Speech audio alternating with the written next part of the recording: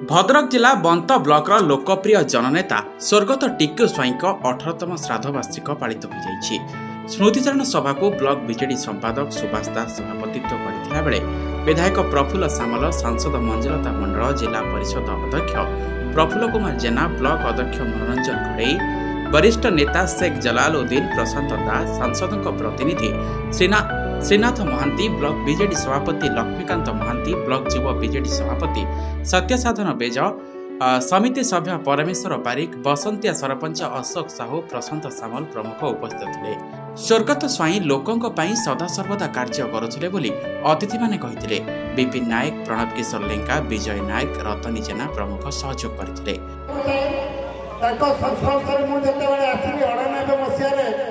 बिजु बाबूर गोटे मीटिंग थी अगरपड़ा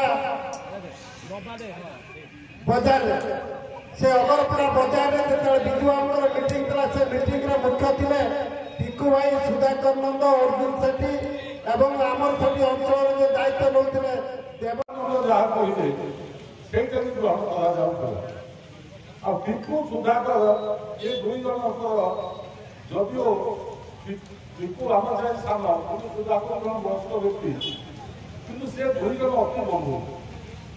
bureau report, Prayag खबर।